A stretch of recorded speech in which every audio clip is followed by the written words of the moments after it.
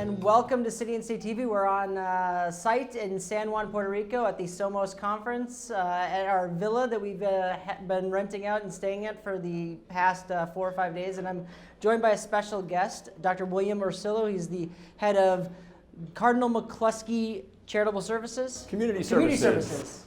But right before we started, I said, as long as I can get through the title, I'd be fine. You guys do a lot of great stuff. You were talking about this a little bit before. You were talking about how you guys focus on several different areas. Talk about the 3 areas you really focus on first, and we'll talk a little bit more about it after that. Sure, I'd be happy to. Thank you. First, Cardinal McCluskey Community Services is one of the larger Catholic charities agencies in New York City, and we have 3 divisions. We work with children who are in foster care or who are provided with prevention services.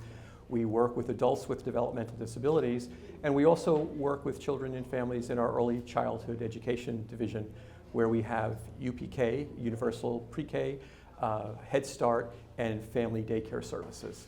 And we were talking a little bit before about how this is, your efforts are so focused on individual people and the needs of individual people and how they're very different amongst all the people you're trying to help. And you have this specific focus of trying to empower these people to be able to take care of themselves, because there's so many people in need that you can't be there for them all the time. Talk a little bit about that approach. That's right. One of the things that's important to us is that we help families advocate for themselves. And in one particular program we have is a prevention program where we help families who have a child with a physical or emotional disability access all the medical services that they might need in the community. And often, as you can imagine, for a new American who may not have English as their first language, accessing all those services in the community can be quite difficult. So our social workers and our team of professionals will help parents to learn about all of the services that they are entitled to, provide them with referrals, often go with the youngster and the parents to the service provider to get them started. And then again, the major benefit, of course, is not only that the service is provided, that the need is met, but the family becomes more comfortable advocating for themselves. And we're here at Somos, which is a political conference to some level, but also a conference where people talk about a lot of the important issues, talk about how better to do certain things, like provide services.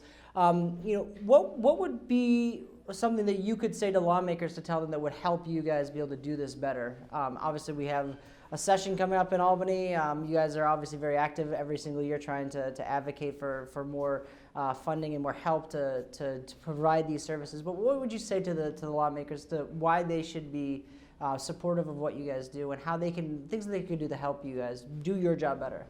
I think that whenever we see families in need, our goal is to meet that individual need. And what we would say to lawmakers is what we've been saying for many years, because Cardinal McCluskey Community Services has been fortunate enough to be included with Catholic Charities when Catholic Charities lobbies in Albany, and we've participated in many of the conferences, and we've gone to our legislators to talk about the need for funding for particular areas. We have a great need now for young adults who have autism, who will be exiting the school system and needing adult services. So we need to advocate for more services in that arena.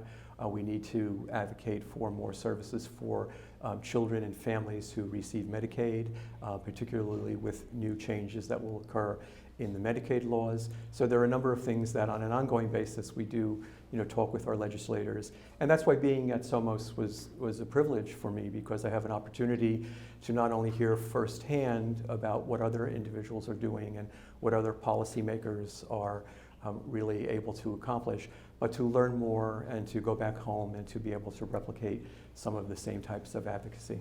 And you kind of just mentioned it there, but obviously you were not here just to talk to the politicians. You guys were also out actively doing several other things. Tell us a little bit about what else you were doing while you were down here. We've actually had a great time. We participated in the rally regarding healthcare, and it was wonderful to see how so many individuals were there. Even though it was a very hot day and the weather might not have been quite as cooperative, the idea that so many people could come forward and be part of that effort.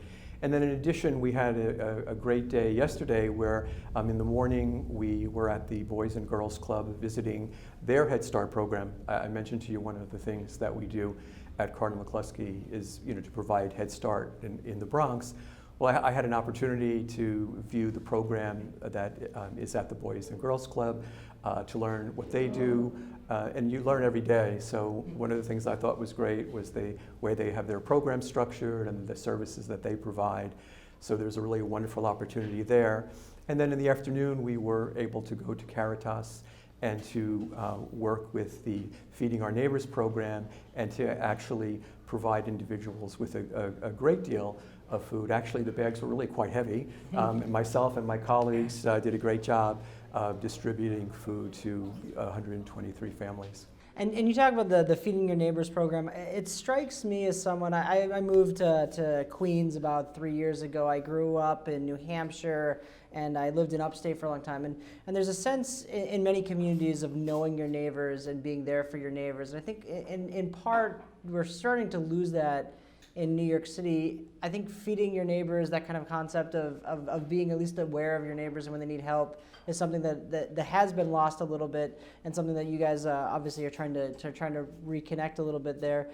Do you see any struggles with that, of reaching certain people? I know you have all these services you want to provide for people. Is there any struggles in trying to connect the services you want to provide with the people who need them? And are there things that you can tell people who aren't in need that maybe they could be more helpful going forward to maybe be aware of a neighbor that would need help and maybe connected to something that you guys would offer?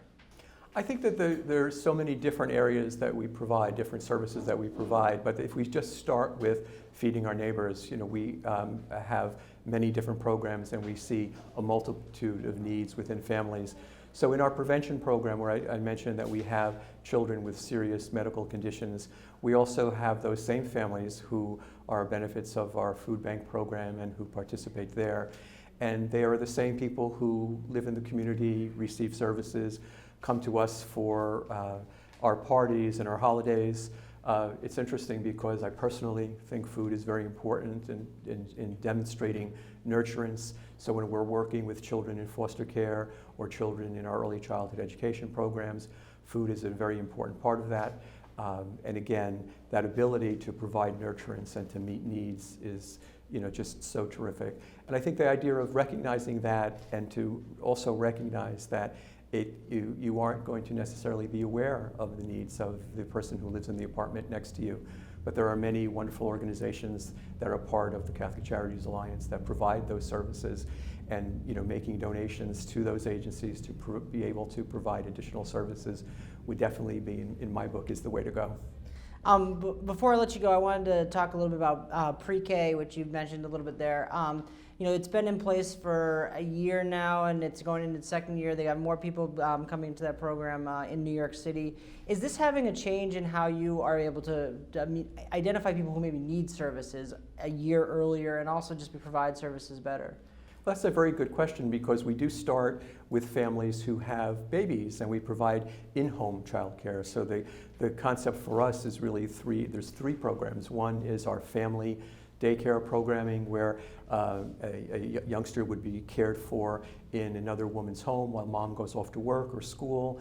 And then we graduate on to Head Start, where we have Head Start programming. And Head Start's a wonderful program. I'm not sure how familiar you might be with it, but it's not only an educational program for the children, but it is a program for the entire family. It's really about eradicating poverty. We have family members who participate in our Parent Policy Council. We have a fathers group. We have training, vocational services for the parents who participate in the Head Start program. And then to think about it, when we finish with Head Start and we now have UPK available, what could be better?